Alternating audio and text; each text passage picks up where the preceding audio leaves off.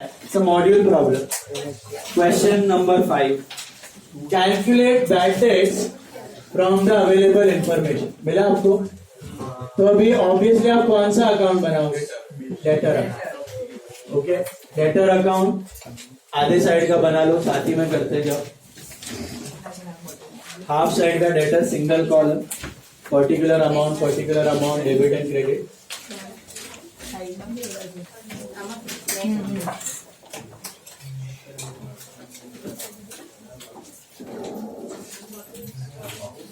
ठीक है, चलिए. Opening balance of debtors that is 5 lakhs. सो 2 की बाय 2 बैलेंस बीडी, क्योंकि it is an asset, so debit balance. ये पार्ट है, इतना सम नहीं आएगा, ये पार्ट. अगर नसीब अच्छा हुआ तो 5 मार्क के लिए ये भी आ सकता है, बट आई सी है. So 2 balance BD is 5 lakhs. Closing balance of debtor is 7 lakhs, so I think it should be what? Buy balance CD 7 lakhs. And what if you are doing it in a full-fledged problem? What is the second effect of opening balance of debtor? Which? Last year's statement or last year's balance sheet assets, right? And where you put the closing balance of debtor? Current year's balance sheet. So every damn thing in the problem will have 2 effects. Remember that. Everything. वो question से तुम एक amount उठा रहे हो ना, उसके 2 effect देने ही हैं. वो नहीं होगा तो आपका सब टैली नहीं होने वाला. देखो समझो, अकाउंट है ना, अपन करते हैं rules, asset increase decrease liability, उसके पीछे एक इनविजिबल फ्रेमवर्क चल रहा है जो कि purely mechanical. Every debit has a corresponding debit और क्रेडिट बराबर से, तो सब टैली होने ही वाला.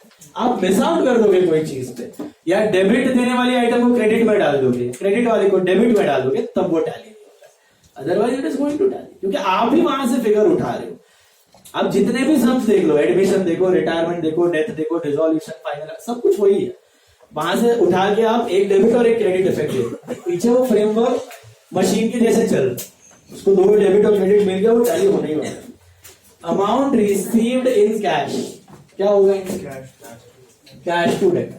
तो कैसे लिखोगे? कैश में आएगा टू डेटर, वो तो नहीं बता रहे हो. डेटर में आ जाएगा बाय कैश, डेटर में आ जाएगा बाय कैश 6 lakhs. सही बात.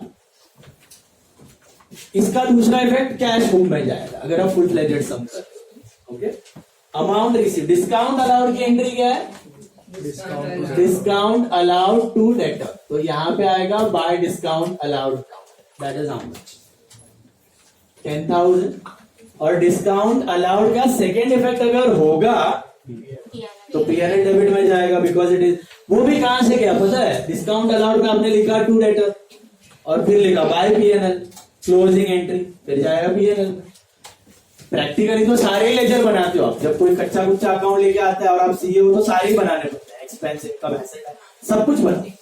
जैसे जर्नल लेजर करते थे ना 11th, सब कुछ बनाओ, फिर ट्रायल बैलेंस बनाओ, फिर फाइनल अकाउंट बनाओ. लेकिन वो सब अगर इस सम में करने बैठे तो पूरे एग्जाम में एक ही सम होगा. तो थोड़ा बहुत कॉमन सेंस यूज करना है, छोटे मोटे 4-6 अकाउंट्स बनाने और सब करके सीधा फाइनल अकाउंट. ठीक है. क्रेडिट सेल्स का क्या होगा entry? Debtor to sales, correct. अच्छा, इसका सेकेंड इफेक्ट अगर फुल फ्लेजेड सम कर रहे हो तो trading credit, sales will go to trading credit. Understood और नो? हेलो, पूरा पिक्चर के साथ समझो. ये ट्रेलर है खाली छोटा सा. डेटर टू सेल, डेटर में टू सेल, तो सेल में बाय डेटर होगा. सही बात कि नहीं बात? सही बात. अच्छा, बिल्स रिसीवेबल ये एक्सेप्टेड होंगे, तो बीआर एक्सेप्टेड की एंट्री क्या है? बीआर टू डेटर, तो बाय बीआर आएगा आपका कितना? 3 lakhs आएगा. और बीआर में क्या होगा? To debtor. अब बैड डेट की एंट्री पता है अपने को, लेकिन वो मिसिंग है, तो ऑब्वियसली यही आएगा ना. हेलो, तो एंट्री क्या है? By bad debt, bad debt to debtor. Agree? Hello. अब मुझे एक बात बताओ, how will you find out this? Very simple, debit minus. This is I think 19 16,40,000 correct है 14 है हेलो 16,40,000 है 30 अभी 30,000 आर योर बैलेंस। इसके लिए जर्नल एंट्री और बेसिक्स एकदम स्ट्रॉन्ग होना, इसीलिए 11th में चिल्ला चिल्ला के बोलता था जर्नल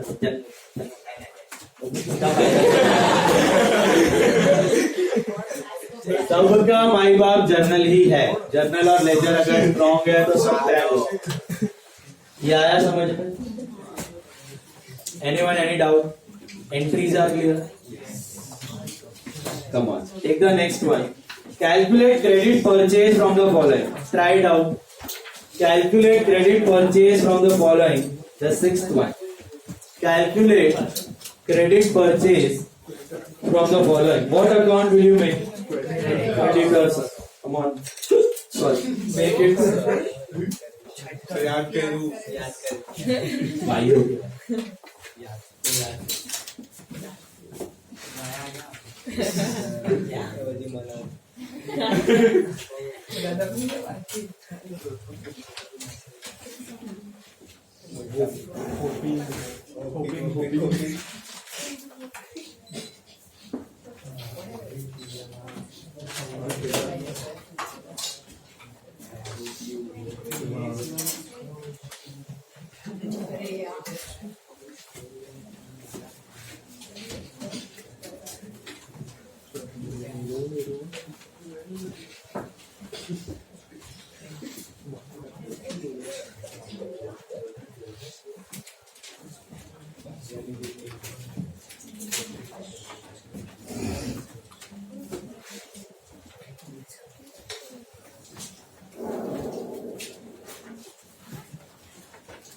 ओपनिंग बैलेंस डेबिट होगा कि क्रेडिट होगा?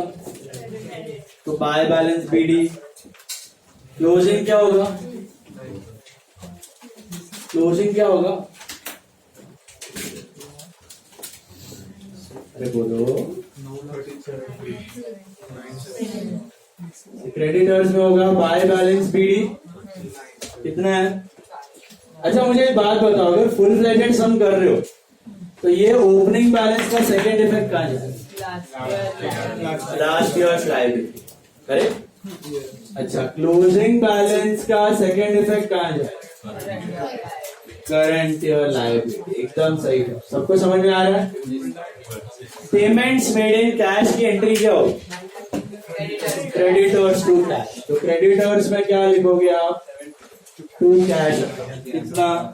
8,50,000। अच्छा, इसका सेकेंड इफेक्ट कैश में बाय क्रेडिटर्स। इसको एसेट में मत डाल देना, ये तो पेमेंट बैलेंस जाता है ना।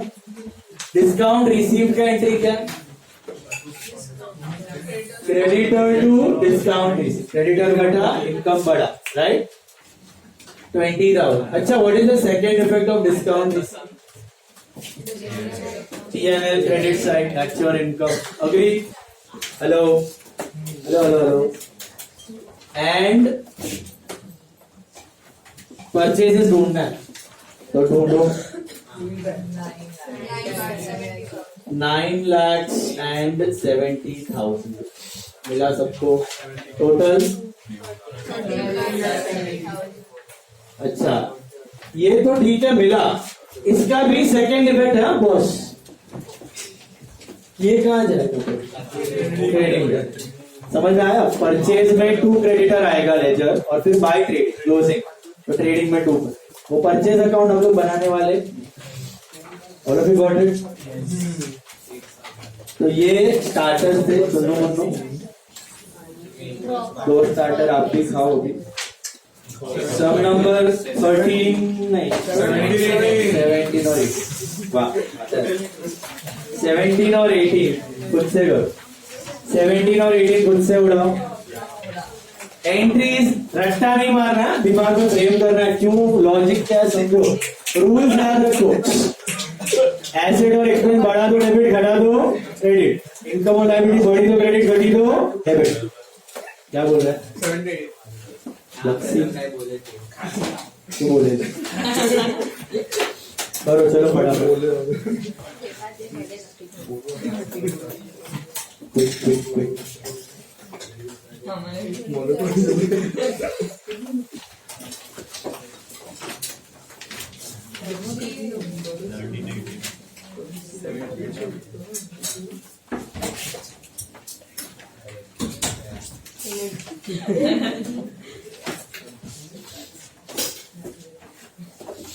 Yeah.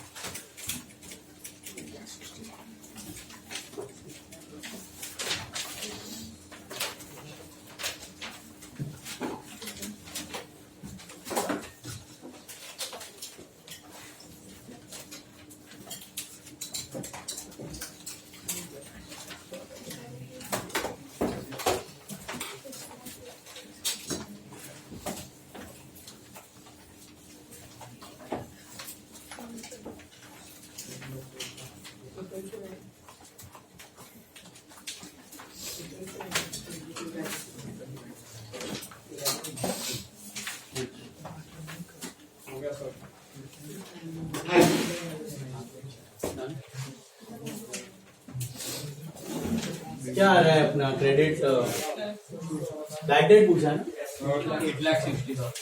8,60,000 है और क्रेडिट परचेज 1180 आया 8,60,000 and 11,80,000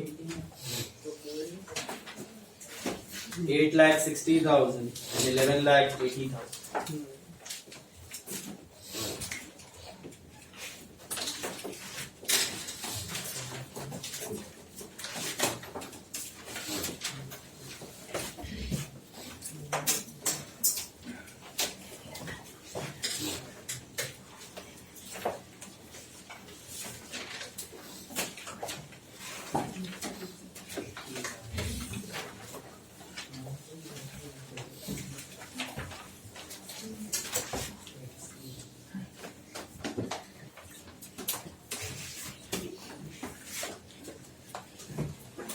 सब नंबर रंग है 8 7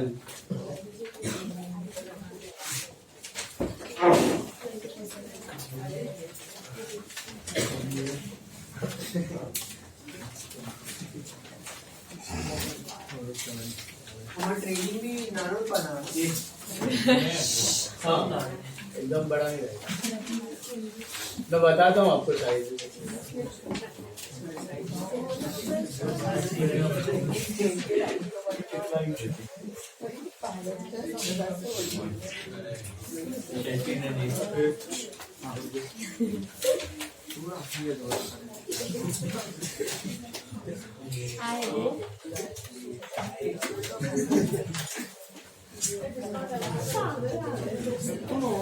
देखो guys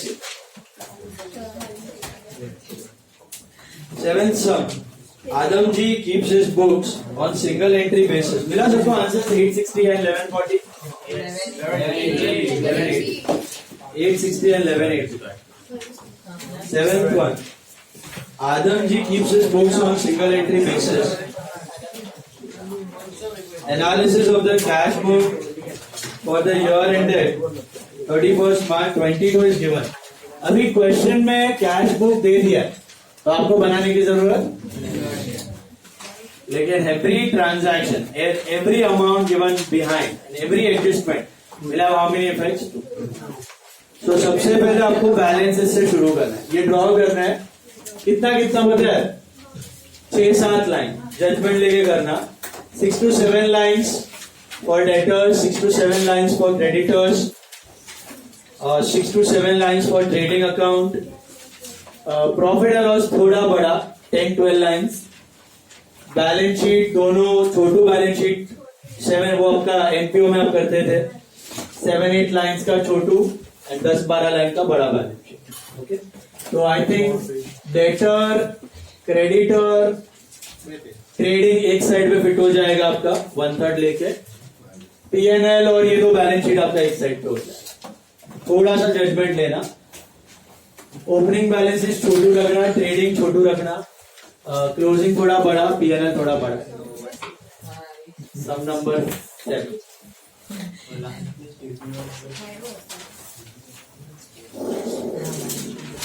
statement of affair week capital missing, capital नहीं दिया है, capital is missing, so continuing business है ना, दोनों बैलेंसेस है, कैपिटल ढूंढने के लिए ओपनिंग बनाना पड़े। और मैं जैसे कर रहा हूं ना सम, वैसे ही करना आराम से, उतावड़ मत करना। हर एक आइटम दो, और जैसा वो आइटम हो जाए उसको टिक कर दे, तो टेंशन नहीं करे। Every item will have two effect, वो ध्यान में रखना है।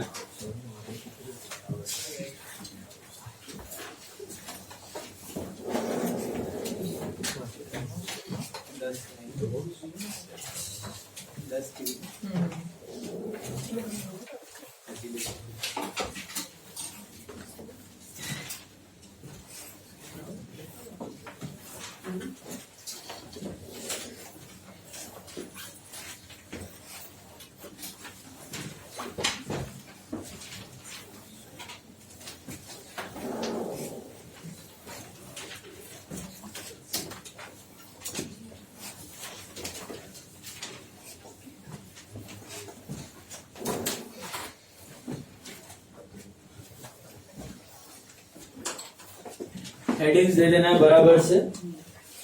खाली स्टेटमेंट ऑफ अफेयर्स में लायबिलिटीज, एसेट्स आएंगे, बाकी सब में पर्टिकुलर अमाउंट। और कॉलम बाकी सब सिंगल कॉलम, खाली ट्रेडिंग, पीएनएल और दो balance sheet double. Balance sheet opening single ही बना दो, चलेगा एनपीओ के जैसे। Trading, PNL, balance sheet double column.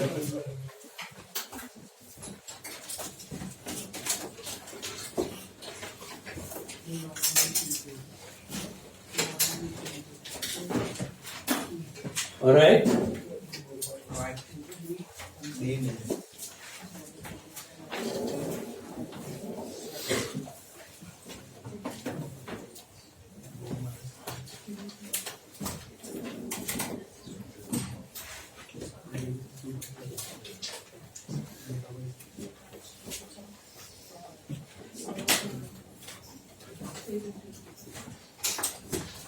चलो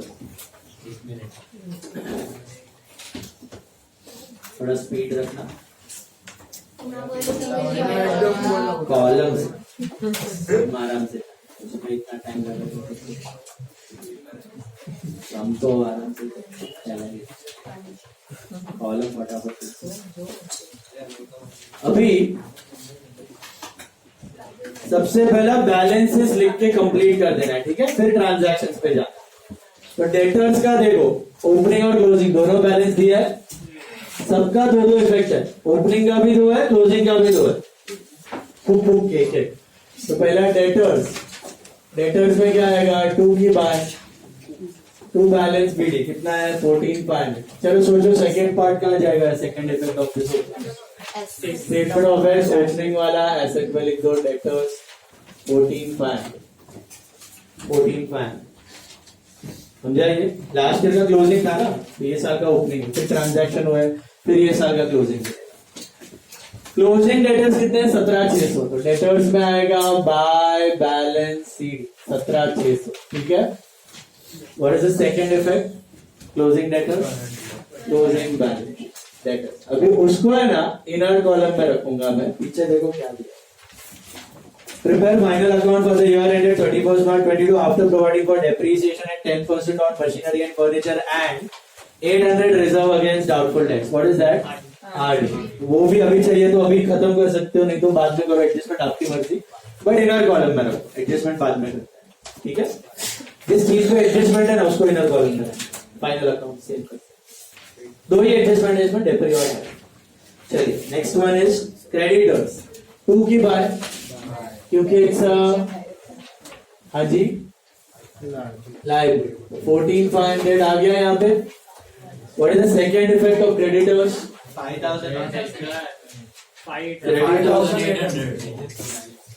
5,800 What is the second effect of opening balance of creditors? Which one? Opening or closing? समझ रहा है सबको? ये एक्चुअली लास्ट ईयर का क्लोजिंग क्रेडिटर्स लास्ट ईयर का क्लोजिंग क्रेडिटर्स ओपनिंग में 2 column जरूरत नहीं. ओपनिंग में कोई एडजस्टमेंट नहीं आता एनपीओ के जैसा. ओके क्लोजिंग क्रेडिटर्स कहाँ जाएंगे आपके 2 बैलेंस सीडी जाएंगे ना 7,900 है मिला. दूसरा इफेक्ट कहाँ जाएगा करंट ईयर लाइबिलिटी 7,900. कोई एडजस्टमेंट नहीं है तो घसीटो सीधा आउटर कुछ है तो लिख देना ठीक है. समझा. Next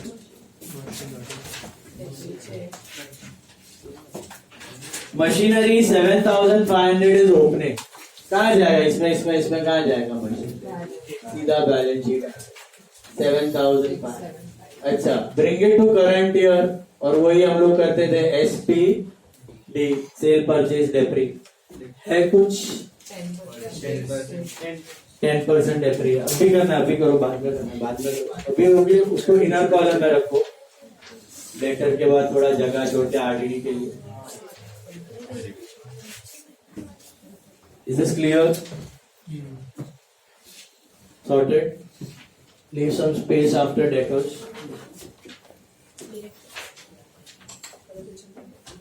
Cool.